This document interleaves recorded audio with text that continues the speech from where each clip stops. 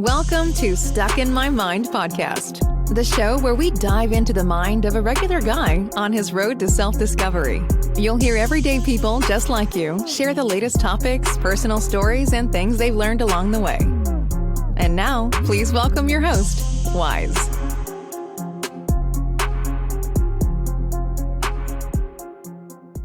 And welcome to another episode of Stuck in My Mind. I am your host, W-I-Z-E Wise. And as always, let me just give a big shout out to all the essential workers out there. God bless you. Be safe. So I'm back with another amazing interview today, all the way from, I hope I'm pronouncing it right, but Jaipur, Rajasthan. I hope I pronounced it right. When he comes on, I'll ask him how to pronounce it correctly, but I'm hoping I did pronounce it right. All right, so welcome to the podcast, Vishal Soni. So welcome to the show. How you been? I'm good, Will. How are you? I'm doing amazing, man. I'm blessed. As long as I'm waking up every morning, I'm blessed, man. That's great. That's true. So I see you're into health and fitness, and I'm looking at some of your videos that you posted, and you're an amazing guy, man. So tell us a little about your story, man. All right. So my story goes back. I would tell you probably. So right now I'm living in the city called Fujairah. Okay. So Fujairah city is in the United Arab Emirates, and I've spent a majority of my childhood growing up here in this city itself. So telling a little bit about my childhood, just briefly. So my childhood has been good. I have my parents care a lot for me, but the weak part in my whole childhood was basically my education. So my education wasn't good enough, and I was like a low grader, I should say, and used to fail many times in school. So education was always my weak part. Whereas the thing which made it even more hard for me was like I'm in a family where I have an elder sister, and she is like super smart in studies. She's passionate in many, like she has many hobbies and stuff, and whereas I'm like the completely opposite. I literally had no interest. I didn't have good studies, good educational background, nothing of that. So because of that reason, my childhood has been rough initially because of this, like the education part. So what used to happen was I used to get low grades, and I used to be compared in the house, like, you should try to be like your sister, study harder so that you can get good grades like her, and socialize more with people. She talks so nicely with the guests and all. So why are you so quiet and stuff? So there were many things in which I was weak, and I was always compared to and maybe told to look out, like you know seek some good stuffs and from my sister. Oh yeah, it seems. I'm sorry. It seems like that's in every family. It's like there's always one sibling that's up there, and Yeah. and that's who the parents measure you to. When in all actuality, you're not your sibling. You're yourself, Right. and you're never going to Right. be able to live up to what your sister does, because what your sister does is her, and this is you. Yeah. So, and I get that. It's kind of difficult because me personally, I got 5 older siblings, so it's like I'm the baby. So it was it was I wouldn't have that situation. I was more babied than anything, which I'm not gonna lie.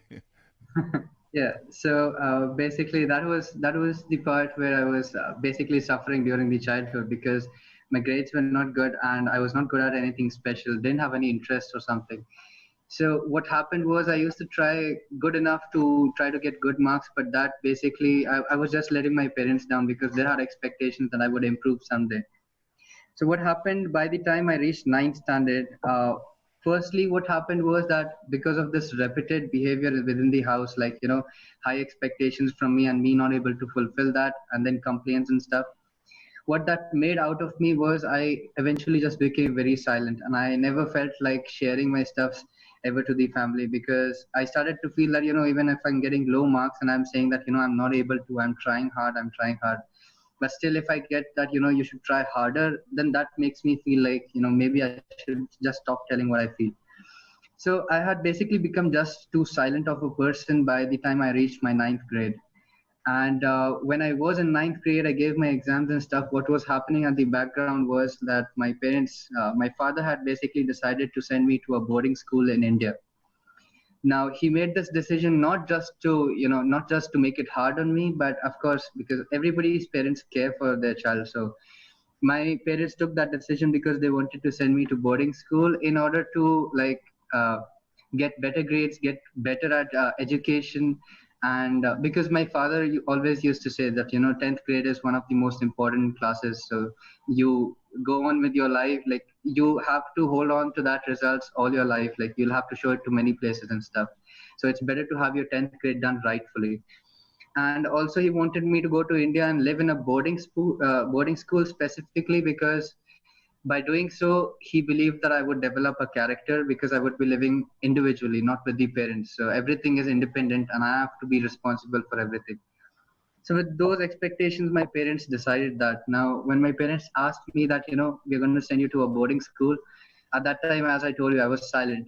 In my heart, like my heart was racing and I was like, I don't want to go. But outside I just said that fine, I'll go. So that was the thing. In the middle, yes, one or two times, just out of fear, I did say that I'm not sure if I want to go. But majority of the time I said that it's fine. So my parents believed that it's just some mood swings or something, so they didn't do anything about that as such. So, So I'm sorry. So, is your family originally from India? If that's we all are from India, basically from the okay. state of Rajasthan. So then they decided to send me to India. Now, this is where I would say is the second phase of my whole story, like my life story. When I was here in Fujairah, the kind of friend circle that I had, I just need to brief you up with that. Okay, so until ninth standard, I was in a school where we just had like a small boy group or something. Like it is a co-ed education, like it's a co-ed school, but we didn't talk to the girls. We didn't talk to the girls that much at that particular time. So it was like all boys, and so I wasn't comfortable interacting with the girls. That was the first thing. And the all the friend circle which I had, like we all were just decent kids, man. At least till ninth standard, I know that we all were just too decent. We didn't know how, like we didn't curse anybody, like we didn't say bad words or something. Our body language was correct, and like as decent as you can imagine. So we were them. I noticed that within the hostel, when I was looking at anybody just walking around the hostel, they had a completely different body language. They had a complete different style of walking, dressing up, talking to each other, like talking to each other. Like now I'm telling you about how it is in India. Like everybody has that, from area to area, of course, it depends. So when I was in hostel, I could see that kids are walking around and they're cursing each other just for fun, and they're laughing about it. They're not taking anything seriously. It's like a normal language for them. And they had a completely different body language, how they walked, how they sat, how they like interacted with each other. And I was completely new to that environment. And although I didn't want to adapt to that, I was just trying to adjust to that. What I did was I was just observing them, but I was not trying to learn what they're doing. Like I didn't feel like cursing was a good thing. For me, it was like manners. So, anyways, I was trying to adjust. So what happened was even they were noticing me at the same time. Now, what they started to notice was that I had a different body language, the way how I spoke. Now, this is a difference. Like since I grew up here in Fujairah, the way how I speak the mother tongue, which is Hindi, was a little bit different. Like on a few words, I was speaking them a little bit different. Whereas they all had been speaking the mother tongue like since childhood, and they are pretty much comfortable because they had been in that environment. But I was here, like obviously I speak the mother tongue in my house, but in my house, my parents wouldn't tell me that, this word you're speaking it wrong, speak it like that. It's casual. So when I went to hostel, they started even noticing the words which I was saying incorrectly. Started to notice how I looked, how I dressed up, how I walked. So I was being judged in all areas. Now, what happened in this duration was I was feeling awkward. I was not like I wasn't comfortable with that situation. To make things worse, what happened was like it didn't take long enough to for a bad situation to come. So it was just the sixth day in hostel, and it was a vacation in our school. So I was in the hostel and I was just taking around in the corridor on the floor which I was there in the hostel. So I was just walking around the corridor and I decided that I was feeling bored. I didn't make any friends by then. I was alone, completely alone, and nobody tried to interact with me as well. So I was completely alone. What I decided was it was vacation and we just had lunch, came back to the hostel. So I decided I'll take a walk around the corridor, just see what the other people are doing. So in our hostel we have a door with a small slit to look through, like inside the room, what people are doing. So while I was working, I was just checking. So some people were studying, some people were sleeping, some were just having fun and stuff. Then I came across one room where it was completely crowded. Like there were 10 people or something inside that small room. So that caught my attention. I was just trying to, that caught my attention. So I was trying to peep inside and just see what's happening, like natural instincts. So when I tried peeping, someone caught me that I was trying to look inside. As soon as I noticed that, I started walking back in the corridor as if I saw nothing. But that was too late. As soon as I took a few steps, the guy comes outside and asked me in a very angry tone, like, "What the hell were you trying to see in the room?" And stuff like that. And I was like, "Nothing, nothing. I was just walking by. I didn't see anything." And then he started cursing me because for him it was pretty normal, but for me it was like shocking. Like, what the hell are you telling, man? You're cursing at me. Stop. So when he said those bad words, I was completely triggered, but I controlled my emotions. I was like, hey man, come on, please, just watch your language, man. I didn't say anything to you, so uh, just watch your language. You cannot say all those things to me. Regardless of what he actually meant, I was focusing on the bad words. And then when I said that, he understood that I'm a new guy and I am not comfortable with that. So he just like shot 4 or 5 more words at me, and I was like, then I was triggered. Then I was like, you better shut up, man. That's all I knew. That's all I knew. I could say that, you better shut up, man. So uh, gradually the conversation, the verbal argument started. And when the tone increased, the people from inside the room came outside, and one of the guys from that group started saying that, hey, come on, chill, guys, don't fight in the corridor. And if you want to solve this, come inside the room and talk it peacefully. Like, you can do this peacefully. Since I was a new guy and someone is giving that solution, I was like, sure, why not? That's what I want. So You wanted the invitation inside the room. yeah, I didn't know what happens in India. I didn't know that people are like, bam, within that day itself. So everybody went inside the room, and I was probably second last person to go inside the room. And the last person was the guy who was arguing with me. So when I entered the room, everybody like took both the sides of the room, and they left a passage in the middle. So I was standing there alone by myself because no friends. There we go. And the last guy who comes in, he locks the door and starts to remove his t-shirt and gets shirtless and stuff. And then after removing his shirt, he's like, you might want to remove your shirt as well. I was like clueless what's going on. I was clueless. I didn't know he was going to fight, but I had that instinct telling me. So when he did that and he asked me to remove the t-shirt, I was like, I don't think I need to do that. I just told him like that. And that's when a few people started giggling in the room, and then he just got triggered again. He came towards me, gave me a hard push. Now, another thing, my whole childhood never got like Not a physically fight. Never aggressive. had a fight or anything. Never, man, never. That was your Like, first fight in experience. Your fight not experience. first fight. I was beat up, so that's not a fight, right? Okay. So the only thing which I might have done until ninth standard here in Fujairah is like, maybe, just maybe, I might have pushed somebody. So that's all I could do. When he pushed me, that was like, oh no, you're not gonna do that. So I pushed him as hard as possible. That's all I could do. Uh, I learned karate too. Like, I learned karate in my childhood, but like, learning these kind of stuff never come out when they need to. So it wasn't reactional. You didn't start doing any of the stuff you learned. nothing at all. So at that particular time, I just pushed him hard. He banged up, like with the impact, he went towards the door, but he bounced back on me. And when he did, at that time, I was on the floor just the next second. The next second, I was on ground. I don't know where the punch and slap was coming from. And all I could remember was he just held my hair and like banged me on the floor very hardly. And as soon as he did that, I was like, that was the first time in my life when actually everything became blank and my eyes are still open. So I couldn't see anything. I couldn't see anything. I'm glad you can laugh at it now because I'm sure at that time it wasn't funny. But I'm glad Not at all. you no, I know I'm glad you can laugh at it now because you're laughing and you're telling the story. So I'm glad now it's like you can reflect on it and just laugh on it, where other people would keep using that as a crutch and just let that defeat them all the time. True. Very true. It's like, experiences in life, they always teach you something. Even if they're hard, later in life, you'll always feel that you have learned something from that. No bad experience goes without learning. No, not every experience is a life experience. Everything that happens in your life, I'm saying you have to either grow from it. I'm saying usually, me personally, when I make mistakes and errors, I try to learn from the mistakes and errors, and whatever life experience I've happens to me, I just try to learn from that and try not to make the same mistake.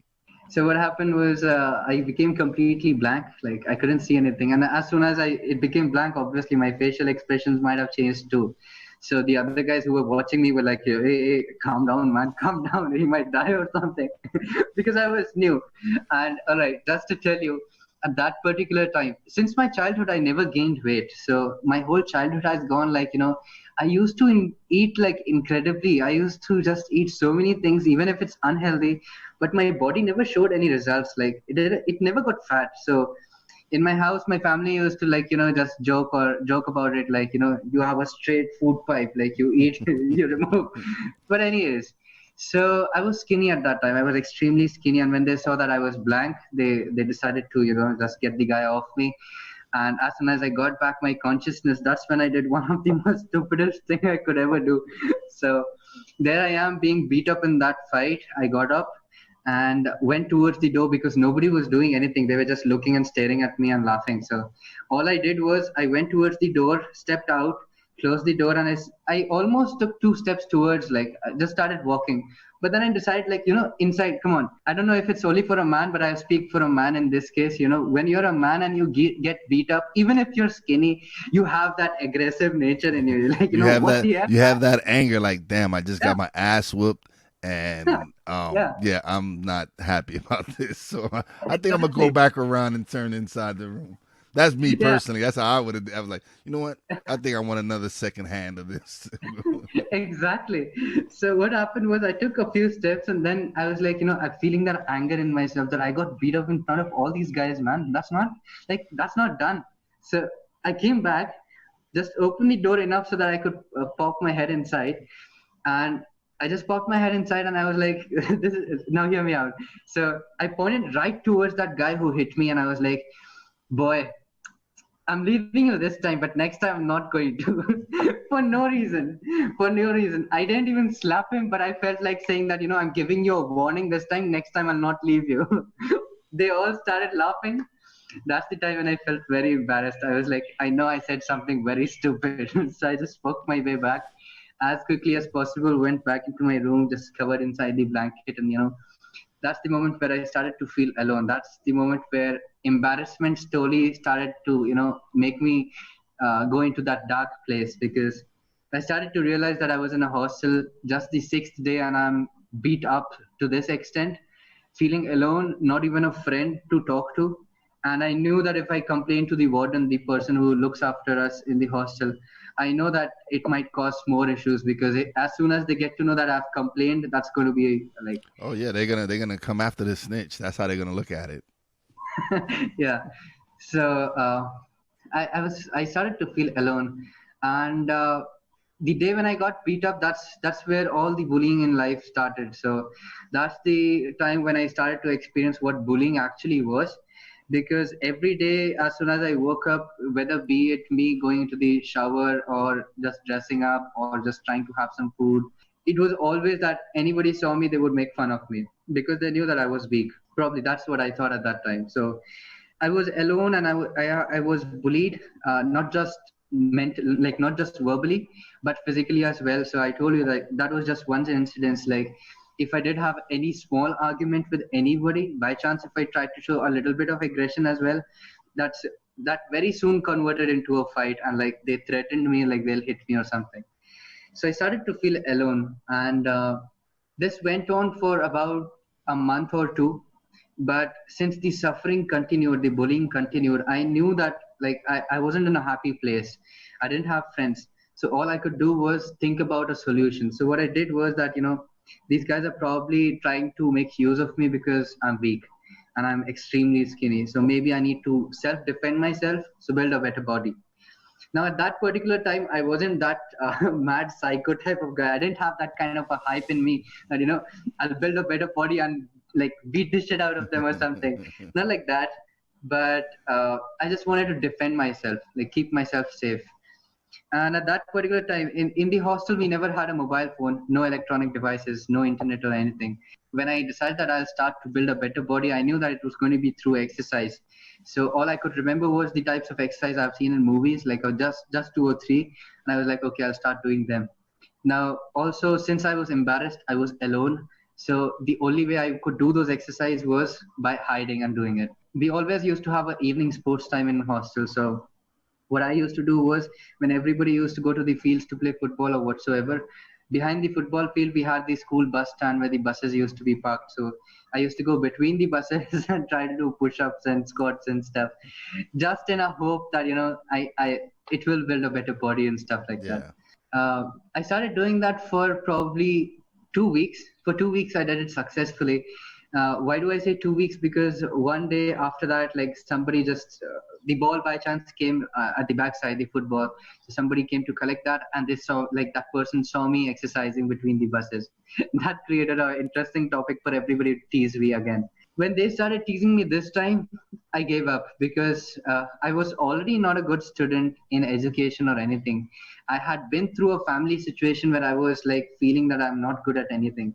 And now when I started to just try to defend myself, now I'm being teased at that as well. So that made me give up. That made me a little bit disheartened, and I stopped exercising again. 1 or 2 months again, facing through the bullying, and then I realized like this started to strike me again and again mentally. So it came in my head again after a month or so that these guys are still bullying me. They saw me exercising, but they are still teasing me. So why the hell did I stop? Maybe I can just exercise and let them tease me. At that particular time, now the second time when I started exercising, this time it was out of pure aggressive nature. Like, I wanted to get that frustration out of me. So between the buses now, this time again, still between the buses though, I didn't want a larger group to see me. So between the buses, I still used to exercise.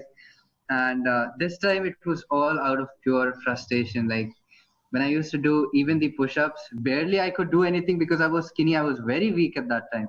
So barely I could do push-ups, but whenever I used to do any forms of exercise, I was like, in my mind, I was like, that guy bullied me. That like, I'm going to do that, So at that time, it was just that. But anyways, so life went on for about another 1 month or so. And then that's when things changed. Now, here is the good part in my life when it started to come. It was school time and it was library period. In all this duration of being bullied and all of this, I didn't make any good friends in hostel. I did make good friends in school. But whenever I was in school, like the school time is going on, if any of the hostlers saw me, they used to make fun of me in front of my friends. So that was, again, embarrassing. But in this whole duration, I didn't make a friend. So I started to sketch, like I started drawing. Just as a fun time activity, just to feel a little bit better. As a release, yeah, I get it. So what I used to do in all the library classes, like all the library periods, I used to just always take any of these sketching or art books and try to learn something from them. But within all this duration, I had like just gone through all the books. So now it was time, like I was bored in the library. So I decided that I'll go to the other shelves where the other books are kept. Now I didn't like reading novels. I didn't like reading anything else. Okay, I was not that kind of a person. So books were not my stuff. But that day I was bored, so I went to the other shelves. Why I'm telling you this detailed description, because that really brings the essence out of why this moment was special. So I was near the shelf and all the books were stacked vertically as they should be. I was just, flipping around the books one by one, checking the names and stuff, like if any name is interesting by chance. So as I was flipping one by one all the books, one book was like hidden behind the books. Okay. So all the books are stacked vertically and one book is hidden behind. So no one can see. Yeah, that book was meant for you. That book was definitely meant for you. That's why it was hiding. I didn't know that. But when I saw that there's something hidden behind, I was like curious to see what that was. When I took that book outside, now see, I already described how the book was kept. And the book read as The Secret. And I was like, interesting. The name is also like that. So did someone really hide it? So I was like that.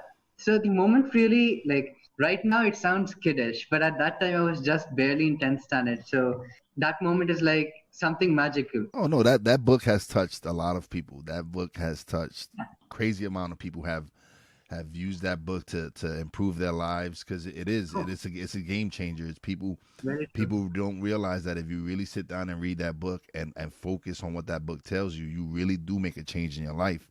Because I have the book, I own that book. It's one I've seen the documentary. It's one of those books that you should have in your library. Definitely have it in your library. And if you don't, go out and get it now, because it's definitely a life changer. Very true. So the way how I found that book and the name read The Secret. So I was like, interesting. So it was hidden and it's actually called The Secret. But somewhere in my mind, I was hoping like there shouldn't be any other novel or something. So quickly, I just turned towards the backside of the book, trying to read the summary, like, what's this book about? I didn't have much hopes, but that really caught my attention, the way it was hidden and the name and stuff. So when I read the backside, that's where I really became curious to read it. So at the backside, it says that, you can achieve anything that you want in your life. Uh, if you put your mind to it, if you believe in it, you can achieve it. So reading all those stuffs and considering the situation I was in, like weak in studies, weak in everything, being surrounded by these kinds of people, completely alone, being tortured physically and verbally and like everything. So I really needed a change, and that's what the book read. Like I needed that. Still, I wanted to be sure that it was a novel. So I opened up the content page just to read what it is about. So when I read the content page, I was sure that, this book is going to help me. Like this is my savior, maybe. So, but still, I was kiddish at that time. So I took the book like hidden on my chest, and I was like, went to the librarian. I was like, I want to issue this book. So I said, quickly issue this book for me. I got it issued, went towards my school bag, put it in my bag, and I ensured that I'll go to hostel. So I went to hostel and I hid it in my cupboard between the clothes. I was like, nobody sees this. I read that book only when I was alone, and yeah, so that's how I read that book. Uh, I was exercising also like regularly, as I said, in the evening sports time. But what that book really taught me was positivity. It really taught me about where I was actually doing the mistakes in my life. It taught me that, like, for example, about my exercise, even if I was doing the exercise just to release, that sounds pretty positive, but it wasn't. Because when I'm doing the exercise, I'm still thinking about what made me come to Okay. this place. So things really started to make sense and things really started to sort out because of that. And as you said, the book is really life changing, and it indeed is. That's one of the books that has taught me something which I follow even today. So at that particular time, however, I started to understand where my life was going wrong. Although there are many parts in that particular time where I started to practice the secret in very strange ways. I was like, one day I'm sleeping on bed and like my roommates used to torture me by opening the door during winter times. And I was feeling cold. So one day I just put my hand forward as if I have a superpower or something, just trying to close the door without getting up and stuff. So I've done crazy stuff. Uh, I wouldn't say it didn't work. After like 1.5 hours of like just practicing, it did close and feels like magic. It feels like magic, really it does. So it's something which gives you hope and eventually becomes your strength. So I've tried many things with that, and what it really improved for me was I started to imagine that I have friends. I started to imagine that, I'm no longer in a bad place. I'm in a good place, and just started to look at all the things more positively. And what happened was I gradually made more friends in hostel. I made one or two friends in hostel, but they basically, those friends were one of the chill dudes in hostel, okay, who became my friends because I had my room changed and they were my roommates. So they were chill enough to become my friends, and they were chill enough to teach me all these stuffs which I needed to know. Like, man, they taught me, like, man, come on, see, I know it's bad manners for you and stuff, but you got to learn the language, man. If you need to curse someone, you need to, because until you don't, these guys are going to treat you like an Yeah, alien. they're gonna keep picking on you until you really stand up for Yeah. yourself. They're gonna keep picking on you, and they're gonna keep doing it. So, yeah, so they started to make me a little bit more opened up. So I made friends in hostel. That was something good, and I started to exercise for the another reason now. Like now I wasn't exercising because I hated those guys who were bullying me, but I rather exercised because, like, I wanted to build a better body, and I felt good while exercising. Yeah, you wanted So when you like you said, when you first started it, you started it for a negative reason because you wanted to get stronger, so that these right, guys could stop bullying you and stuff. right, But when you realize that no, I'm exercising for a better me, not because they're right, bullying me, because I want to better me and I want to build myself up, that's when you started realizing that this book is magical. It's different. It's changing me in a way that other people won't see. And if they do see it, they're like, oh man, look, he think he's better. No, it's that you're switching your energy and you're switching your vibe to a much more positive vibe, and you're gonna start attracting people on the same vibrations. And I'm sure that's what happened. A lot of you started attracting friends that were similar to you, that had similar likes, and enjoyed similar things to you. So, I believe wholeheartedly in the secret. I believe in like in track and positive, whatever it is attracts the same thing. Whatever you are, whatever vibration you are, you're gonna attract the same kind of people towards into your life. So I know I could imagine you just when you realize that. Listen, I'm doing these exercises because I'm angry, but when you realize that you're doing it now because you want to change yourself, it was probably a switch just flipped for you. Right. That's exactly true. So the whole purpose of exercising changed. I made friends, and luckily I met this book in the like what do I say, in the middle of my 10th grade. So luckily, why do I say luckily? Because that actually helped me get a bit more better in studies, get me first confident, and when that confidence came, I eventually became good at studies as well. So my results in 10th grade were too good. Like I was usually a 60 to 65% grader, but in 10th standard I got a good marks. Like I got a good grade, and so my parents were shocked for that. So life was shocking, but in a very good way. After that, good things started to happen, and like when I reached 11th grade, I just like I started to see results in my arms. Like I had those small potato-sized biceps. Okay, so that's where it all started from. So I was like cool, showing off like that, watching myself in the mirror.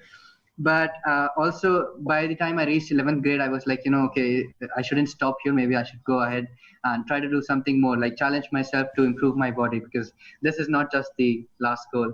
So I started also working out in the school gym by the end of 11th standard. Somehow I got the permission for that in the school gym. Uh, the rest of the school life was good. I started to make more friends. I started to get good results. I developed my own character, and like sketching was no longer something which I used as an escape, but rather became my skill. I became the co-art captain. I became the art captain in school. So everything was like, now even my parents were saying, like, my son is an art captain. Oh, that's nice. So things started to go fall into place, and eventually when the school ended, I went on towards university. So it was time to get in a university. My father advised me to do bachelor's in architecture. That's a completely different story. I wanted to go into army, navy, or air force. I wanted to serve the country. Yeah. So because the exercising part really was trying to teach me that strength and like discipline and stuffs like that. So I changed my ideas, but eventually, anyways, I came down to bachelor's in architecture. So I got admission in a very good university. Now, I loved architecture as well. It's not something that I did forcefully. I had a good creativity, like because of the sketching, and I loved computers just by another interest as well. So it's a combination. So I got into architecture. Yeah, so you wasn't forced into it. You wasn't forced into it. It's something you found that you enjoyed and loved. Right. You did it willingly. You didn't do it being forced upon. Because I understand in your culture, your parents dictate a lot on that happens. where they want you to go to school and you need to learn what they want you to learn. But I'm glad that you found a passion that you loved, and that's what you wanted to do, and you proceeded in that direction, and I commend you for that. That's awesome. That's amazing. I'm glad. And I'm sorry, I didn't mean to interrupt. I just wanted to. It's all right. It's good to talk like that. So as I said, I wanted to go into the Army, Navy, and Air Force. After that, it wasn't like directly I came into architecture, right? So first I wanted to go into Army, Navy, Air Force, but then since I was said no, which I told my parents was like, I want to become an artist. So when I said that, my parents were like, they told me valid reasons that, why becoming an artist is going to be tough for you. But somewhere I was also feeling, I wanted to do that, but it's okay. Now, why I wanted to say this is because many times, many kids around, like in today's time, when parents say that, no, you should do this, at times they feel hurt and they feel like offended. But what they should try to think is maybe you're being directed to a better direction as well. Like you're being pulled towards a better direction. So I wanted to become an artist. That was said no. Then I wanted to become a designer, some kind of a product designer or fashion designer. That was said no.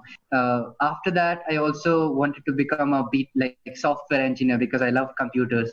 So again, I attempted the exams and stuff, but I couldn't do good in that because it's too tough. Like engineering exams were too tough for me. Eventually, my father advised me this, that, let's try to merge your interests. So if you have creativity and if you have computers, you can try to. Honestly speaking, I wasn't that smart enough at that time. I didn't know what architecture was. So I was just Googling what architecture is.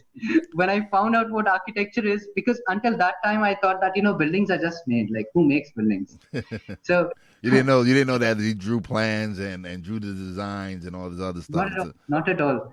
And like literally, my father told me that you're going to have your exam tomorrow. I've already booked your exam, so you have your entrance exam which you need to get cleared in, and then you'll eventually get into a good university. He told me that, and he told me to search about all the details, and tomorrow you have your exam. So I just have probably like half a day to know what this whole thing is about. I quickly Googled up what architecture is. I quickly Googled up what the exam is going to be about. So the exam, I read the first few lines and it said that, it's going to test your aptitude skills. It's going to test your creativity and like your perspective and stuff like that. Reading those words, I was like, oh, this seems like all drawing and stuff. That's cool. So I was like all excited and stuff like, okay, I can do that. So I quickly just closed the page and I was like, okay, I'm ready for the exam, and I slept. And the next day I went for the exam, and it was actually a three question in that question paper, and it was all drawings question. Like you had to draw something which they had time to ask you. I drew them. We had 1.5 hours, and then I just took my pencil box and I was like, okay, let's go. I'm done. So I was done with the paper. I just packed up and I started to leave. When I was just about to leave, the invigilator stopped me and he was like, wait, you forgot the other paper, which is on the computer. I was like, which one? And then he was like, you have another general knowledge paper. I was like, oh boy, I didn't know about that. And I'm very, like, even today, not good GK. I'm not that kind of guy. No newspapers, and I do not like GK. Sorry for that. I just read what I want, what I think I should know. When they made me sit in front of the computer, I quickly started just like what I knew, I started taking. What I didn't know, I was just guessing.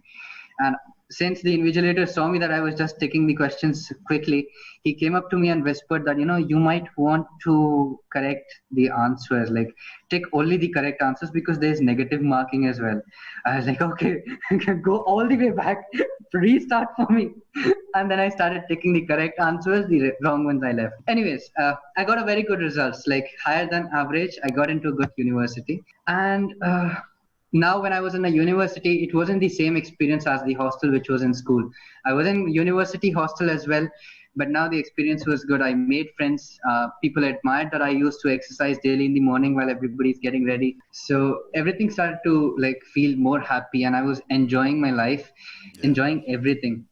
Now, this is where I would tell you came the third phase in my life. This is the most important phase in my life, which I really love sharing with everybody because it has so many things that people can take away from, and I want them to learn that. What happened was when I was in second year, it was the time of November 2014. So in 2014, in November time, my sister was going to be engaged. So she was there in the same city where I was there. My father my father and mother were staying here in Fujairah. So they came in India just to attend that, like, because it was a celebration. So it was his last night in Jaipur, the city. So it was his last night. So he decided to call me from hostel saying that, let's have a family dinner. Just come over to the house. It was probably evening time when I left from my hostel and I went home. And so everybody was going to come together just for a family dinner. So like we could just spend some time. Now, when I reached home, it was probably around 7 o'clock, 7:15 at night. In front of my house, I see a very cool bike. I was comfortable riding two-wheelers at that time. And I was never that kind of a guy who was thrilled to drive two-wheelers or four-wheelers very fast. Like I was not a speedy driver, just 40 kilometers or 60 kilometers per hour, good speed.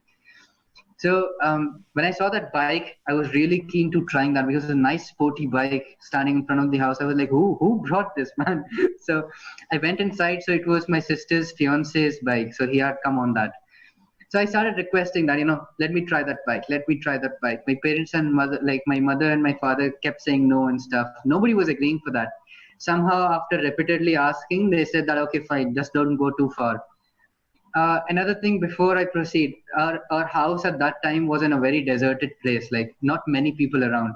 And it was nighttime, winter time in India, so everybody goes back to their house. Like it's completely deserted. So when I decided that, okay, when my parents agreed for that, I quickly went outside, took the bike, went for a small round, just 2 or 3 lanes across my house. I didn't go too far because I just wanted to have the feeling of the bike. I was true to my parents. I didn't want to go somewhere else. I was just 2 or 3 lanes across my house. I started to have a phone call. I parked the bike adjacent to the road. Now in India, so there was this road. So it's a 2-lane road. One is the going side, one is the coming side. And in the middle, there was dividers. You understand dividers? Yes. You have dividers here, yes. Yeah, so cement pillars basically. So on the other side of the road, we have that unpaved area. What I did was I parked way off the road just to, I didn't want to stand on the road like being a freak or Yeah, something. you're just trying to be safe. You didn't want to get hit by nothing coming or anything. It was natural for me. I knew that, like, for me it was like, I know nothing's wrong going to happen, but of course, who the hell parks in the middle of the road? So I was like, went off the road and I parked properly, and I just took out my phone and I was about to see the call, like who gave me a missed call. That's when I started to notice that there was one car sound, like speeding car sound coming from somewhere at the back. But it was way far. As soon as I could realize, as soon as I opened my phone and started to check the call log list, the speed started to, like, that speeding sound started to increase, and I felt like it's actually coming towards me, I guess. So I was like, it's fine. Like, if it go just nearby me, I'll see which car is that. Like, let me see that also. But I was busy checking the call log list, and as soon as I couldn't realize when the sound became too high. I turned back just to see what that car is, where it is, like just to see what's happening. When I turned back, I saw a big white color, like SUV, big vehicle, like speeding.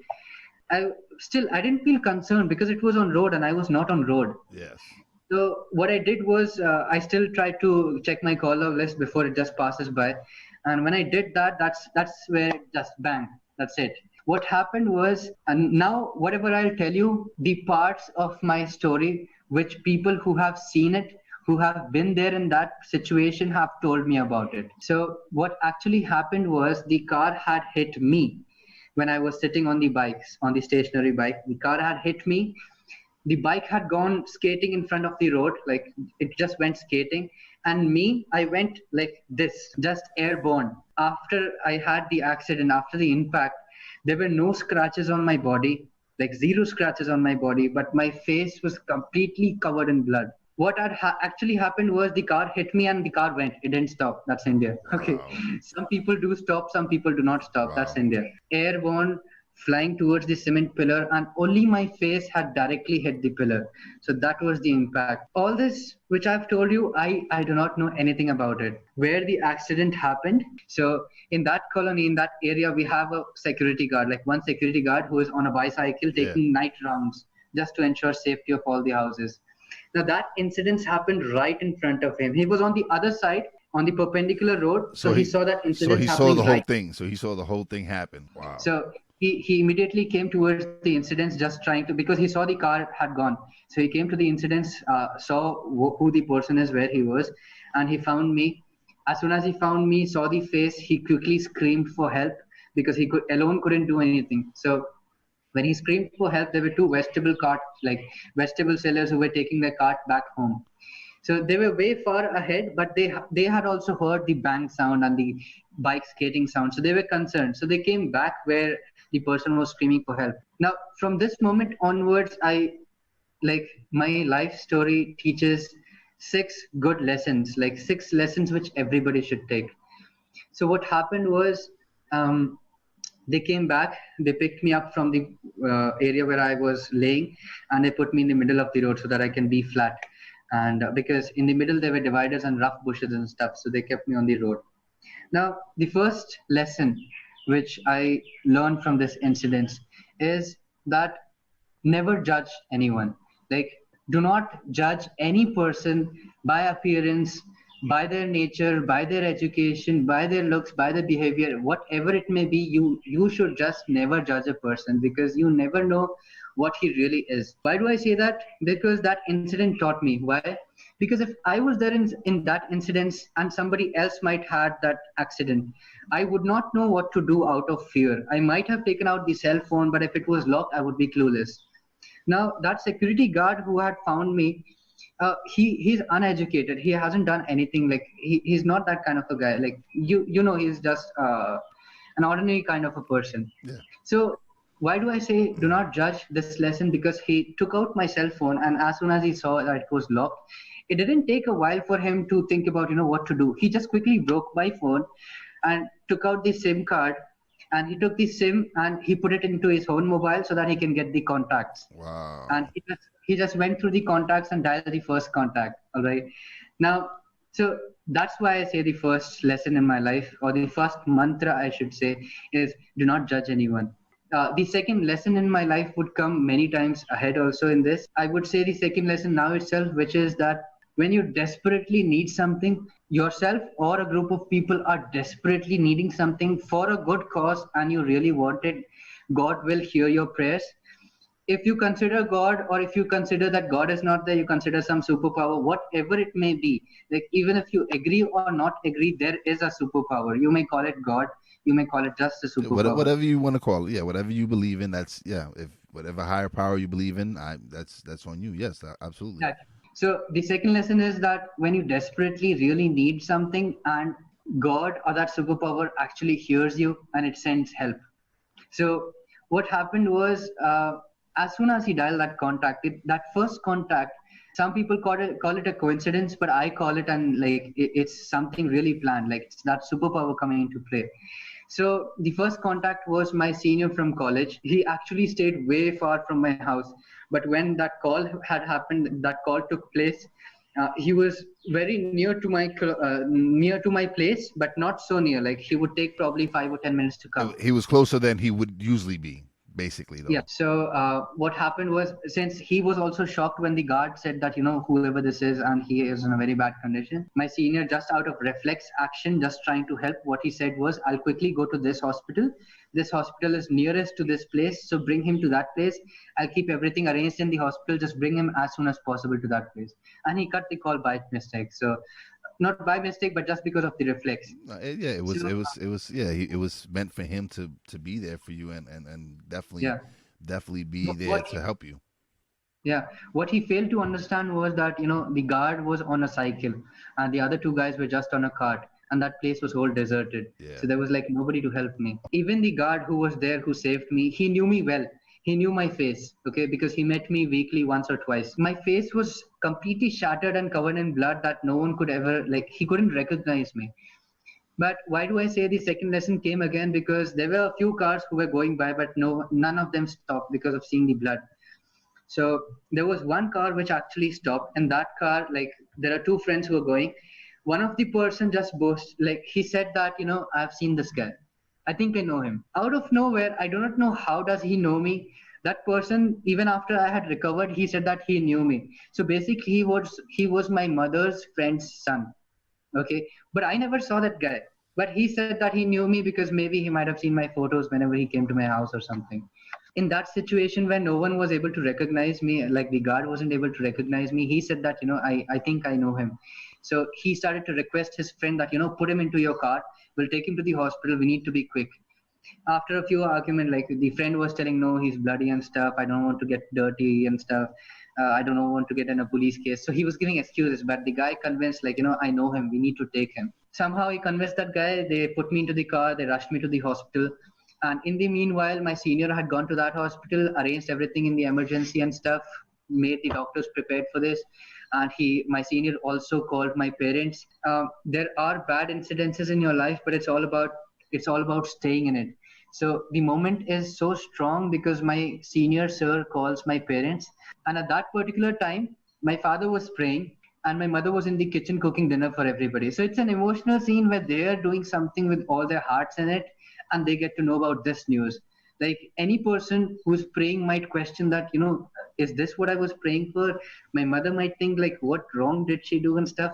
So it's a pretty strong incident. But anyways, so they gathered themselves. They quickly came to the hospital, and my father called some of his friends as well. The doctor started performing the surgery, so they immediately cut me open from my right eyebrow, like top of my right eyebrow. Yeah. That's why there is this rough mark. Other than anything else, this is the rough mark. So they quickly opened me from here, and they started to say, like, when they started to just open it, they saw that the skull was completely shattered. So as soon as they saw that, the doctors literally just, gave up. The doctors, as soon as they saw it, they said that, we cannot do the surgery.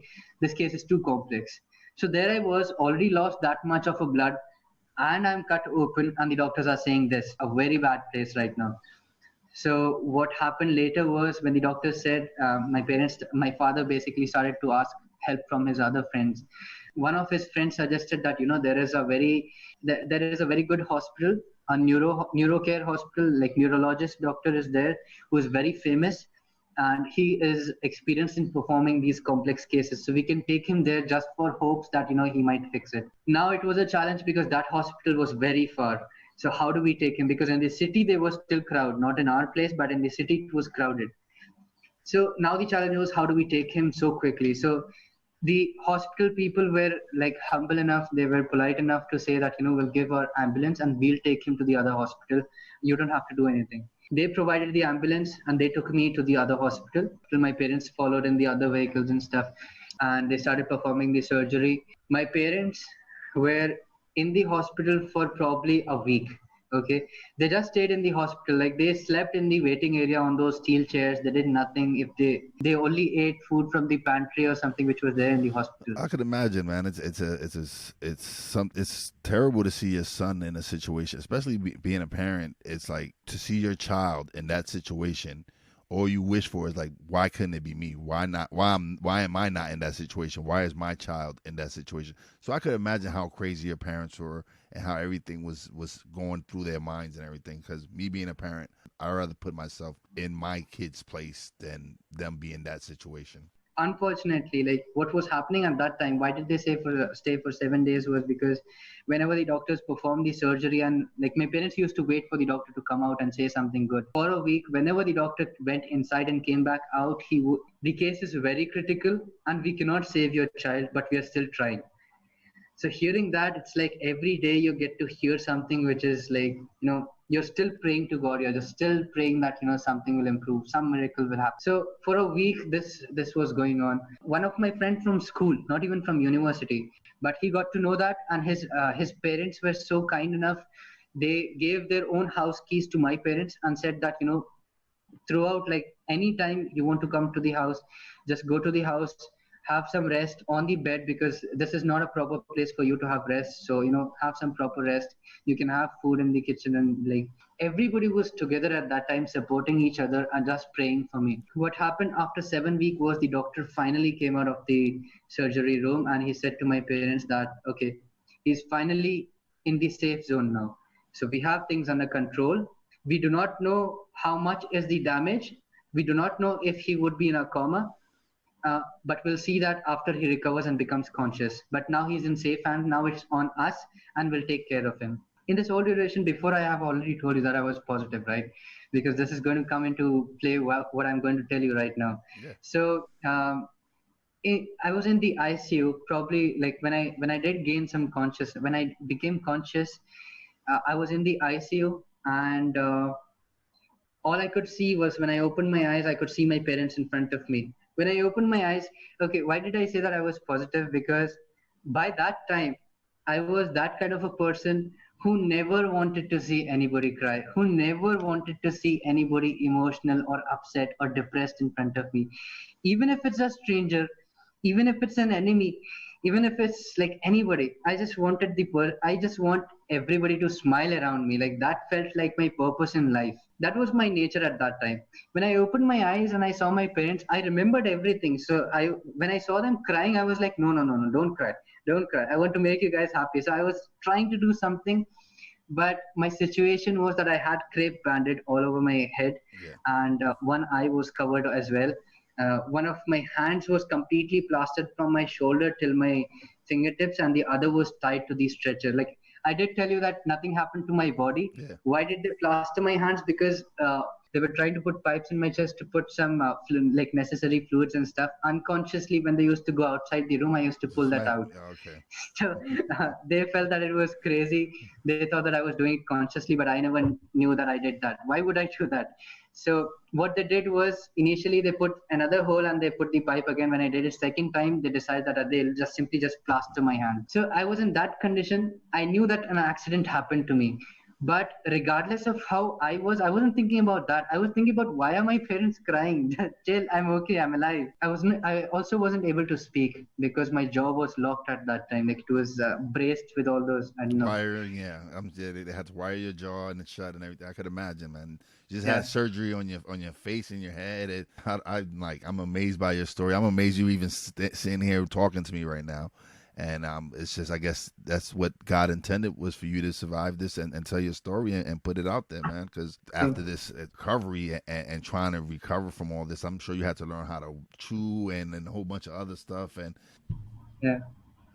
So basically, what had happened was like on my face, the front part of my face, because of the impact, the face had directly hit the concrete pillar. Now, to tell you something more about the impact, was reinforced, like it was an RCC pillar, not just a concrete pillar. And when they found me at that incident, I was laying above that pillar, and the pillar was broken into three parts. So that's the impact. Now, talking about my face, the pillar was broken into three. My face was broken into 14. Okay. So literally, I still have the X-ray photos of my skull. I could show that to you to explain what it is. No, that's fine. That's fine. I take your word for it, brother. Man, I'm good. I don't need to see it. So no, basically, I have to keep that photo because Oh no, I understand why you keep it. I understand why you keep it. I just choose not to see it because no, I don't need to. Yeah, I take your word for it. I can imagine how it looked. I actually have to keep that because whenever it's a complex case, be it if I have to go to the dentist to clean my teeth or anything, like I have to show them that this is my face and this has happened, so they know how delicately they have to handle the case. Anyways, so my face had broken into 14 fractures. Like it's between my eye sockets, it's from my jaw, like from various places. But the doctors were good enough. Like if you see my face right now, it doesn't feel like a broken face at all. So the doctors were so skilled enough, and I'm thankful for that. And the only difference that you can see now is that one of my eyes, this right eye, is down. So if you look at that very carefully, then you notice that difference that this eye is a little bit down because of the accident, of course. And because of that, like my glasses are special. Like these are not the normal glasses. You can see this is the normal lens. Yeah, and that one's a big old lens over there.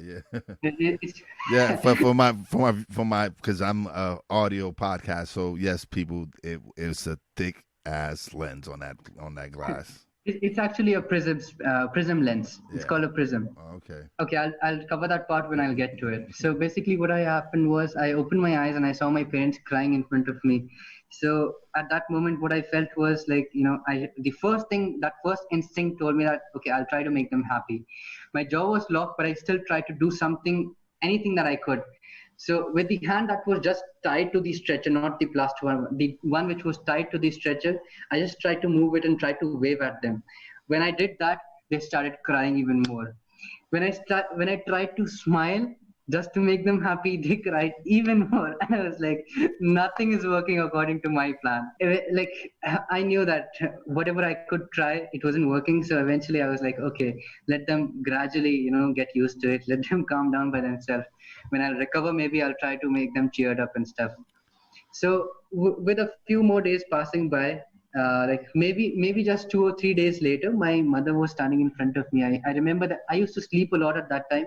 When I woke up, my mother was standing in front of me, and my mother is like, she had already tears wiped from her eyes. I knew that. She looked right at me and she was like, "Uth gaya?" Like she was telling in Hindi that, you woke up, you remember me, no? And that was like the first time they were talking to me. Yeah. So my mother was like, "You remember me, no?" They were trying to test if I was in coma, and I nodded yes. Then she was like, Who am I? Say, who am I? With my jaw locked, Why? somehow I Like said, I wish I could. My mouth is wired no, shut. with my jaw locked, somehow, like, imagine that. Like, if your teeth are locked, somehow we Yeah, can't try to say I'm mummy. sure you try to make some kind of sound to let Yeah. her know who she I, was. I just said mummy. Like, we can say mummy even if our jaw is Yeah, yeah, locked. So, yeah. I can luckily, imagine. luckily I was able to say that. I said like, "Mommy." So she understood and she burst into tears again. And I was trying to make her happy. That didn't work out. My father was there standing behind my mother, and then my mother was like, "You want to ask or not?" So my father was like, "No, it's okay." He was also in tears and stuff. It was a emotional scene at that time. But my parents didn't stop. Uh, Before saying the next incidents comes the third lesson, the third mantra, which I say. Yeah, That is, many a times people think that nobody cares about them. Many a times they feel alone. Why do I say this? Because when I was here in this school, like in Fujairah, I had friends. But when my parents decided to send me to boarding school, I was sent to boarding school. And in that vacation, in that boarding school, I quickly went on to Facebook to see that, how many people messaged me. And on Facebook, I saw that none of my friends had messaged me. None of my friends had even thought about where Vishal went. So yeah, I felt neglected. And then from school, when I went to university, the same exact thing happened again, and I was hurt again. By that time, I had lost faith on friendships. That was something personal. That does not mean that I didn't used to talk to people. I was very friendly. I just wanted everybody to be happy, so I was like that kind of a guy. But I didn't trust friends, and I did feel alone sometimes thinking about the older friends. So this is where I learned the third lesson in my life, which is that you are never alone. There are like many people in your life who are constantly worried about you, constantly thinking about you, and they care about you. yeah, The only difference might be that they might not be able to show that. They might not be able to express it or meet you or talk to you or things like that. yeah, But people do care. Why do I say it? Because the amount of love that I saw when I was recovering in that ICU was tremendous. So I was just in second year in my university. I was there in the ICU, and I remember that the fourth or fifth day when I got conscious, the fourth or fifth day after that, people from my college started to come and visit me. When I say people started to come and visit me, this is like actually the shocking part for me, and it was very heart touching for me because not just two or three guys. On the first day, when some people tried to meet me, were 14 or 15 people from my class who came to meet me. On the next day, like the whole class came to meet me. My whole group of 40 students in my class came to meet me. On every day, on each and every day, some or the other used to come. On every alternate day, they used to decide that, okay, today we'll go and meet yeah. him. See, so you assume that they didn't care because they didn't send you Facebook messages, but in all actuality, a lot of people do care about you, man. They came to check on you and make sure you was doing good in the hospital, man.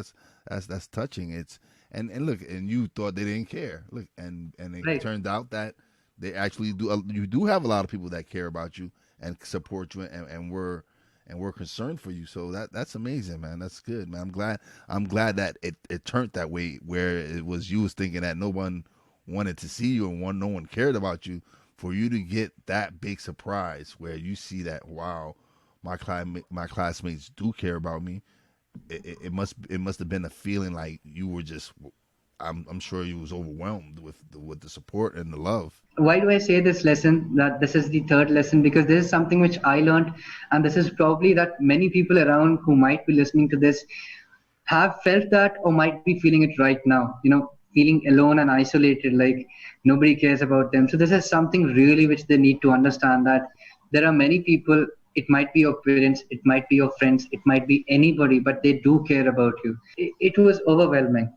And anyway, so what happened later was I was there in the ICU for probably 4 months in this whole recovery period. So 4 months I was in the ICU. After these 4 months, actually 3.5 to 4 months, my mother was like not happy watching me in the hospital continuously. So what she decided was she'll go and request the doctors to take me to the house and give this bed rest in the house, and she would take care for me. Now, with that in her mind, she went to the doctors and requested for that. The doctor said that it's going to be very critical for you, and you have to take proper attention and look after him very well. Somehow the doctors agreed, and they said that you can keep him for a week, and after a week, you'll bring him again for a checkup, and we'll see what progress he has made. Like, it should not be bad. So with that, my mother was happy. She took me to the house, and I was set up in one room on a bed. Like, at that particular time, I was having in this whole process, I was having a nasal pipe. There was a pipe going through my nose, which was used for like putting any fluid, any medicine through that. My mother looked after me for that 1 week in the house, and I was told to have strict bed rest. So I was having strict bed rest as I was told. And in that whole duration, like, the family members and everybody used to come and give me best wishes and stuff. The fourth lesson in my life, which I learned in a very, like, this is something which people experience every now and then, but I really want to set this out. I really want people to hear this out. The fourth lesson in my life was that you have no idea, but your mother knows best. Whatever it may be, your mother knows best. So why do I say this? Now, I'll tell you what happened after that. So for a week, only my mother took care of me in the house. My sister was also there. She was also there, but my mother was primarily taking care of me. So after a week was done, I was taken to the hospital, and the checkups were done, like all kinds of brain scans and everything was done. But there was a huge swelling in my brain. So that brain had swollen up to this extent that my face was double the size of a normal person. Wow. So it was that much swollen. To reduce that swelling, I was kept in the ICU. So that was the whole reason of the bed rest and the medicines and everything. The brain swelling had to come back to normal, and the lost blood count in the brain had to come back to normal. Okay. So it's said that an average blood count in a brain is 12 grams. At that time, because of the accident, I was like around 7 grams. So I lost a lot of blood, and that had to be recovered. So in 4 months in ICU in the hospital, from 7 grams, I had gone to around 8.5 to 9 grams blood. What my mother did was nothing special. She was just giving me the medicines which the doctors told on time, and just a few things extra because she's a mother. Like, she saw me that I didn't even eat any food for so long. I didn't even taste anything good for so long. Even though the pipe was in my nose, she decided that she'll give me some fresh juices. Like, she decided to put some juice into my body just so that, it goes and does something. Yeah. So when she did that, anyway, so 1 week after we were in the hospital, we had all the checkups and everything done. And when the checkups came out, the results came out, and the doctor was just going through the results. The doctor did something which we didn't want him to do. The doctor looked at my mother like with a sharp, like deep stare at my mother, and he was like, "What have you done?" That itself is scary to hear. I mean, come on. So when he said that, my mother was completely like scared. What's going to happen? She was nervous, like, what did I do wrong? Exactly. That's what she asked. Like, did I do something wrong, doctor? Please tell me. The doctor just stared at her, and he was like, "How did you do this?" And then my mother was like, "Doctor, please tell me what has happened. I have no idea. Please, we can keep him in the hospital if something wrong has happened." The next thing which the doctor said was like, "Whatever you have done to him in this 1 week, his blood count has gone from 9 grams to 11 grams.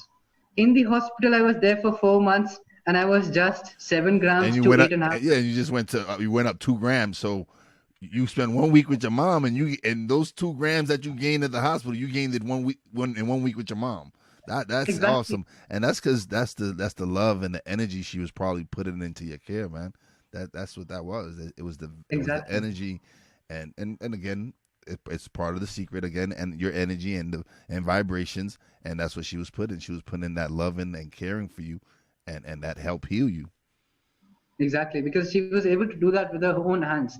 So that itself is having a lot of energy. And like, she used to think small things by herself, like whatever she knew, she was like, maybe I should make him drink as much as possible pomegranate juice, because that's like, it increases the blood count. Yeah. So even though whatever that may be, she knew that. So she just gave me that fresh juice.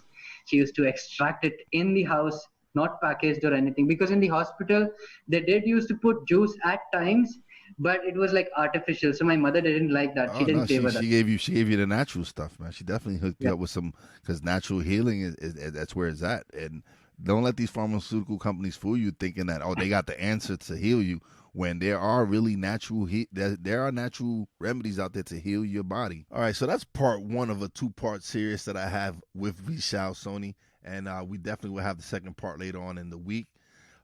Big shout out to my Global Reality Radio family. Also, a big shout out to my Mount Airy family. We will be heading back to work next week. Also, big shout out to Poppy J from Talking Real 1000. But let me not forget the biggest shout out all to my beautiful wife, Fina. I love you. And as always, Wise is out. Peace out. Thanks for listening. Listen on iTunes, Podbean, Spotify, and TuneIn. Find us on social media on Twitter at wise_b_blunt, Instagram at wise_b_blunt, and a Facebook fan page, www.facebook.com/wise76. Check back soon for new episodes. Until next time, peace out.